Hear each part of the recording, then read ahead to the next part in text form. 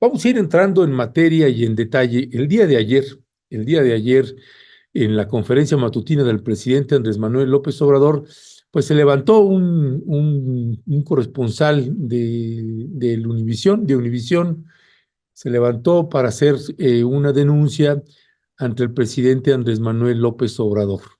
Y se trataba sobre el caso de un colega periodista de Univisión que estaba haciendo su trabajo periodístico ahí en ese corredor de la muerte, en ese corredor que también conocemos como el Triángulo de las Bermudas, donde es la Ribereña. Recuerde usted, la Ribereña corre desde Nuevo Laredo hasta Matamoros. Y hay un tramo que es particularmente el que pues genera pues muchísimo miedo, mucho temor, porque el control de los cárteles ahí es total, es total. Y es ese tramo que va de Nuevo Laredo, que pasa por Nueva Ciudad Guerrero, pasa por Ciudad Mier y llega a Ciudad Miguel Alemán. Ese tramo es tremendo. Recuerde usted que son también carreteras que conectan con Nuevo León, que conectan con Coahuila. Y bueno, nosotros localizamos al periodista al que se estaba refiriendo este colega de Univisión ahí en la mañanera. Él se llama Francisco Cobos. Y la anécdota que contó el periodista el día de ayer, pues es una anécdota que evidentemente nosotros queremos poner atención. Sabe usted que llevamos varios años haciendo una cobertura en esa entidad federativa, el estado de Tamaulipas en su totalidad y esta parte de la región fronteriza.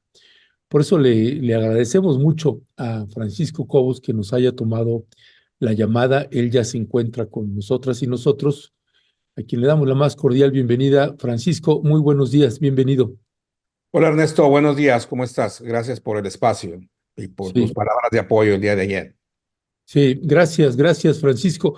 Pues Francisco, si fueras tan amable de contarle a la audiencia, pues qué fue lo que sucedió, qué trabajo estabas haciendo, de qué tramo a qué tramo estamos hablando, qué sucedió cuando te detuvieron, te secuestraron por unos instantes y lograste escapar, como te comenté telefónicamente, pues también felicitarte porque son momentos muy duros, muy complejos y ahí hay que tomar decisiones que se toman pues con pura intuición el momento que uno está viviendo ahí y uno puede percibir algunos riesgos. Y bueno, pues si fueras tan amable de contarnos, Francisco, qué fue lo que sucedió. Ernesto, yo venía de una cobertura en Monterrey, venía regresando de hacer una serie de entrevistas. Mi camarógrafo se había quedado en Monterrey porque viajamos constantemente en la frontera.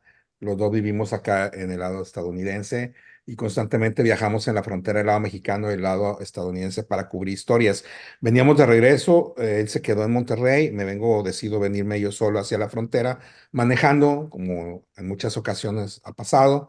Y bueno, al llegar a la ciudad de Miguel Alemán, había pasado un retén militar y aproximadamente 1 kilómetro adelante, ya cuando es la entrada de la ciudad Miguel Alemán, precisamente empieza un camellón, se hace la avenida principal a plena luz del día, a las 5 de la tarde, se me pareja un vehículo compacto, un Kia color gris, con una persona, eh, me venía echando las luces, se me empareja, bajó la velocidad, bajó el vidrio, y en eso veo que me está apuntando con un arma y me dice que a dónde voy, que quién soy, que de dónde vengo.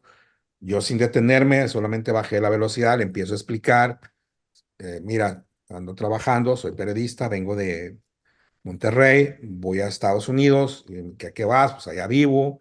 ¿Conoces a alguien de Miguel Alemán? No conozco a nadie, hace mucho que no pasaba por aquí.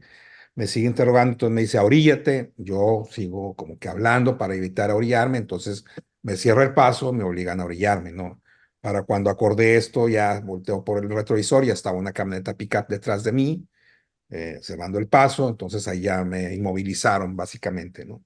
Se baja, se acerca a la ventanilla, me empieza a seguir interrogando. Él estaba reportando por una radiofrecuencia todo lo que yo le decía.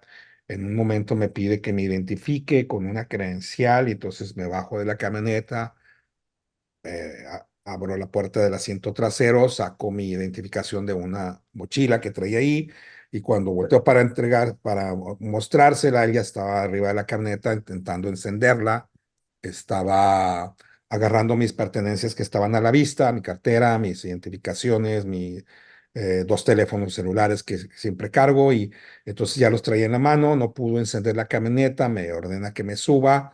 Yo no me subo, seguía como que discutiendo para hacer tiempo. Yo quería hacer el mayor tiempo posible para que, por si acaso, pasaba un convoy militar o alguien de la policía estatal, etcétera, ¿no? Entonces empiezo a discutir con él y es cuando él se desespera, saca una arma larga, una ametralladora, y me apunta a la cabeza y me dice que no está jugando, que me suba a la camioneta. Y ya me subo, oigo que por el radio reporta que soy periodista de Univisión y una voz al otro lado de la radiofrecuencia le dice, tráelo para acá, ¿no? Entonces en ese momento me doy cuenta que todavía estoy más en peligro, empiezo a observar todo fríamente porque yo dije, no voy a permitir que me lleven a otro lugar porque corro más peligro, ¿no? Entonces me ordenan que lo siga al vehículo que estaba delante, la camioneta que estaba por detrás se va escoltándome por atrás, da una vuelta en U y luego me hacen la seña que me meta detrás de ellos a una calle que está como solitaria, desolada, de terracería. Y es ahí cuando decido que si me meto a esa calle iba a ser muy difícil salir, ¿no? Cuando se me separa un poco el vehículo de adelante y veo que la camioneta de atrás se queda un poco unos metros más atrás, veo espacio para poder escapar, inmediatamente salí huyendo, aceleré a fondo, me fui a toda velocidad huyendo, recordando que acababa de pasar un retén militar. eh, ¿Eso en qué parte fue? En donde habías visto ese retén militar que es a donde recurriste. es en un poblado que se llama Los Guerra, que es exactamente Sí. antes de llegar a Miguel Alemán. Ujú. Los dos poblados están juntos, ¿no? Pero el Sí. resto está en Los Guerra y aproximadamente 1 kilómetro adelante es donde empieza ya la zona urbana de Miguel Alemán, ¿no? La Mire, avenida. si me permites tantito, Francisco, ¿puedes poner el mapa otra vez, Leonardo? Bueno, ese es Ciudad Miguel Alemán, lo que usted ve ahí en la parte izquierda, superior izquierda, es el río Bravo, y del otro lado es el poblado de Roma, Roma, Texas. Ponemos el otro mapa, por favor. Usted va a ver en este mapa, ahí usted puede apreciar. Mire, en donde está un puntito amarillo, dice Ciudad Miguel Alemán, está subrayado con rojo. Abajo, ahí mismo, hacia abajo, ve Los Guerra. Los Guerra es esta colonia conurbada con Ciudad Miguel Alemán. Y si vemos en el otro mapa, eh, Los Guerra digamos que Los Guerra es la salida. Los Guerra es la salida de Ciudad Miguel Alemán cuando usted se dirige a Ciudad Mier. Y ese es precisamente pues el corredor del infiernillo, donde uno tiene altas posibilidades de ser detenido y de no volverse a saber de usted. Esa es la zona a la que se está refiriendo Francisco, en donde precisamente él venía de pasar Los Guerra y antecito, me imagino, Francisco, antecito es que te habías topado con el retén. Así es, precisamente ahí en el poblado de Los Guerra, es 1 kilómetro antes de donde ocurrieron los hechos, aproximadamente. Ujú. Fíjate que todo el camino de Monterrey allá había mucha vigilancia militar.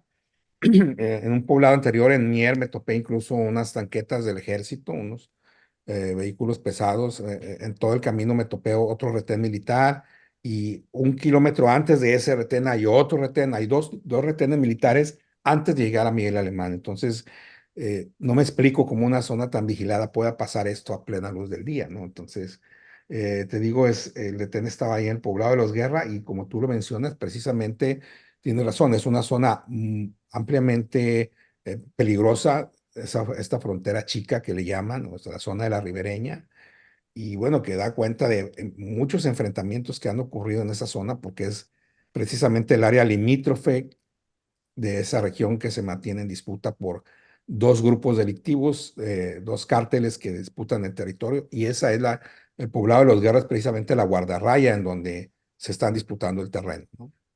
Ujú. Y entonces, cuando tú vienes, perdón que te interrumpí nada más para que también la gente pudiera ubicarse geográficamente en dónde, de qué lugar estamos hablando.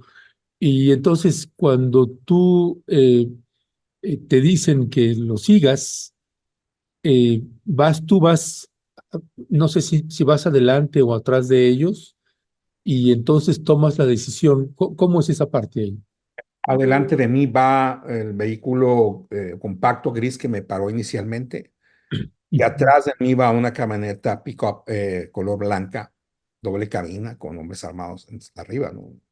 Entonces, cuando me piden entrar a una calle solitaria, desviarme, es decir, desviarme de la avenida principal, y es una calle como parecido a un tan camino de terracería, yo veía ahí como solo, me imagino que querían que tomáramos esa ruta, ese rumbo.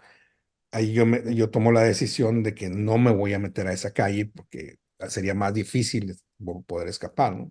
Y es cuando yo veo que el vehículo de adelante se adelanta varios metros, la pickup de atrás por el espejo, veo que se queda un poco retrasada, veo espacio, y es cuando doy una vuelta intempestivamente, acelero a todo lo que da la camioneta, y me regreso hacia donde recordaba que había pasado el retén militar, ¿no? Fue un trayecto de 1 kilómetro aproximadamente a toda velocidad.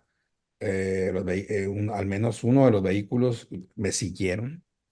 Yo escuché dos detonaciones mientras me iban siguiendo. Y bueno, finalmente se me hizo eterno ese camino, pero finalmente logré llegar a donde estaba este punto de revisión de los militares, en donde llego a toda velocidad, levanto las manos, me identifico, porque obviamente podrían confundirme, y ya empiezo a explicar lo sucedido, me resguardan ellos ahí durante algún tiempo, toman datos, me toman declaración, me auxilian un poco con agua, etcétera. Me prestan sus teléfonos porque yo no me había quedado sin teléfonos y sin identificaciones para poder hablar a mi familia en Estados Unidos. Y bueno, finalmente luego de 3 horas se ofrecen a escoltarme hasta el puente internacional, ya caída la noche. Y bueno, me escoltan varios vehículos militares hasta el puente internacional que conduce a Roma, Texas, y es como ya finalmente logro cruzar a los Estados Unidos. Ok, ¿qué sucede ahí al cruzar? Es decir, cuando te escoltan los militares, toman tus datos y quedan en contacto contigo, te dan algún teléfono, y después tú cruzas, haces una denuncia también desde los Estados Unidos. Tu colega periodista hizo un planteamiento también al presidente López Obrador. El presidente López Obrador le pidió que pasara tus datos ahí mismo al terminar la mañanera. No sé cuál es el seguimiento que se le ha dado ahí.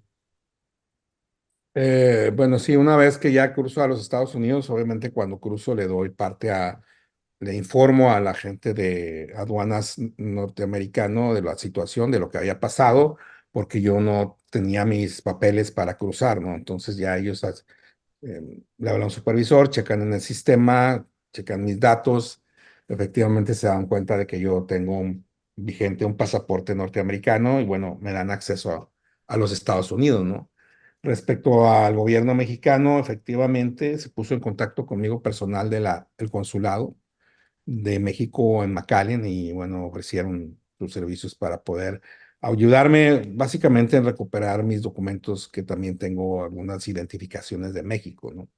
Y se pusieron en contacto conmigo de eso. A través de la oficina de mis compañeros en la Ciudad de México, me ofrecieron protección, pero básicamente yo vivo en Estados Unidos, no necesito protección en México. Ya no pienso viajar, al menos próximamente, hacia México mientras eh, veo qué es lo que voy a hacer después de este incidente, y bueno, así es como está actualmente la situación. Ya, bueno, entonces, por tanto, las autoridades mexicanas te hicieron, bueno, las Fuerzas Armadas, en este caso fue el ejército el que te escoltó. ¿También hubo presencia de Guardia Nacional o fue solamente ejército el que te escoltó? ¿Y cuál es el seguimiento que le estarían dando tanto el gobierno de México como de Estados Unidos en este caso, Francisco? Las personas que me escoltaron, que me auxiliaron ahí, eran miembros del ejército, de la Secretaría de la Defensa Nacional.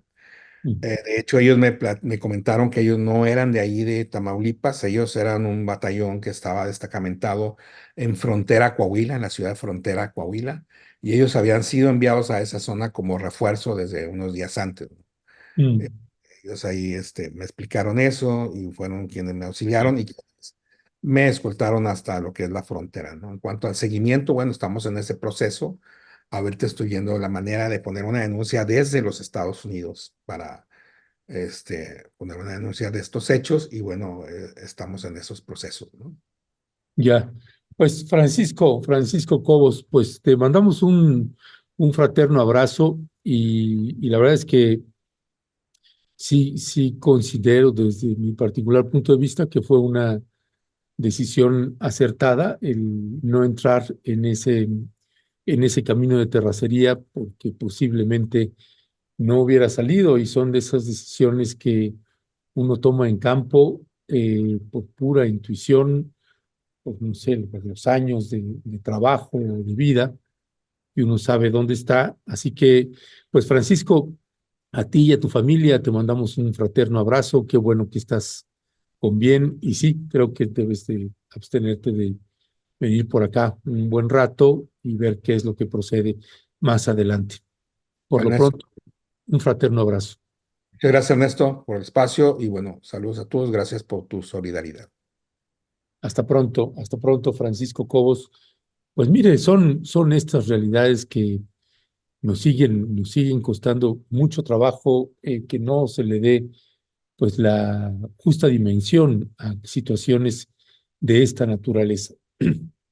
Como le comenté también en otro momento con un colega periodista de allá de Tamaulipas, que también una situación muy parecida a la hora que queríamos documentar la parte de pues los más de media tonelada de restos óseos que se identificó había en, um, en la Bartolina, ahí en Matamoros, eh, y en la Bartolina, pues a la hora de querer hacer el trabajo periodístico, ni siquiera de entrar a la Bartolina, sino pasar por ese tramo que va de Matamoros a Playa Bagdad, y al regreso, pues pasó una situación muy parecida y que afortunadamente nos dejaron ir, pero pues son situaciones en las que pues cuesta muchísimo trabajo y particularmente cuando uno está identificando que uno platica con las madres y padres que viven ahí todos los días, o sea, nosotras y nosotros finalmente vamos y salimos, pero no vivimos ahí. Y esa es la enorme diferencia porque pues de pronto cuando pensamos que el periodista o la periodista no tiene que ser la protagonista o el protagonista, sino pues la gente que vive ahí y en las condiciones que está viviendo, pues es un asunto que no se termina de atender, no se termina de resolver.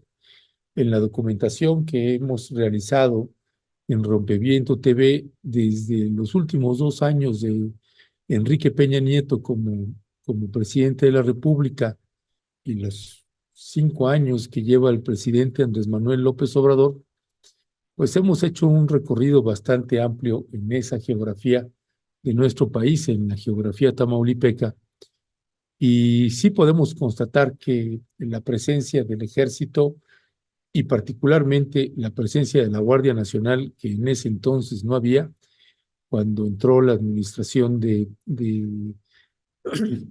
perdón usted, el presidente Andrés Manuel López Obrador, pues no había Guardia Nacional. Y lo que sí pudimos constatar en estos 5 años es que la presencia de la Guardia Nacional en la entidad tamaulipeca, pues es fuerte, es abundante la presencia. Por ejemplo, en San Fernando hemos identificado tres cuarteles o tres campamentos de la Guardia Nacional solo en San Fernando, por ponerle un ejemplo. Hemos visto también que comparten en muchas ocasiones, han ido compartiendo los campamentos o los cuarteles militares, la Guardia Nacional conjuntamente con el Ejército. El punto al que hemos llegado ahora es qué está haciendo la Guardia Nacional, ¿no? Si eres tan amable de poner el mapa nuevamente de Ciudad Miguel Alemán, usted, una de las realidades que hay ahí, mire, por ejemplo, ese mapa, ¿no? Ahí uno puede ver Ciudad Miguel Alemán, que está un poco, bueno, ahí donde dice Universidad Politécnica eh, de la región ribereña, pues bueno, todo eso es Ciudad Miguel Alemán hasta Los Guerra, que es, como le digo, una colonia conurbada de Ciudad Miguel Alemán y es la salida a Ciudad Mier. Bueno, hay otro, el último mapa que te envié, que es la parte más conurbada perdón, esa parte de Ciudad Miguel Alemán. Una de las enormes complejidades es que haga de cuenta, trace usted una línea que divide Ciudad Miguel Alemán. Entonces, si esa línea imaginaria que le estoy proponiendo, que usted trace a la mitad de Ciudad Miguel Alemán, hacia el sur, controla el cártel del noreste, antes los Zetas, y hacia el norte controla el cártel del Golfo. Eso ha hecho que haya muchos enfrentamientos en esa ciudad y que además, pues es fronteriza con los Estados Unidos. Y evidentemente con toda la tecnología que tienen los Estados Unidos y con toda la tecnología que tiene el gobierno de México, no hay que subestimar la tecnología que tiene también el ejército mexicano. También tiene una tecnología bastante importante y poderosa, y la de Estados Unidos, pues no se diga. Evidentemente hay un control y un conocimiento de quiénes operan, en dónde operan, cuáles son los tramos, en dónde viven, etcétera, etcétera, etcétera. Esa historia se repite. Haga de cuenta que de ahí, si ponemos el otro mapa, por favor, eh, haga de cuenta, en este otro mapa, hacia el norte de Ciudad Miguel Alemán, es decir, que yéndose toda la fronteriza hasta Matamoros, pues toda esa zona la controla el cártel del Golfo. Y de la mitad de Ciudad Miguel Alemán hacia Nuevo Laredo y en una parte también de Coahuila y, um, y Nuevo León, pues controla el cártel del noreste.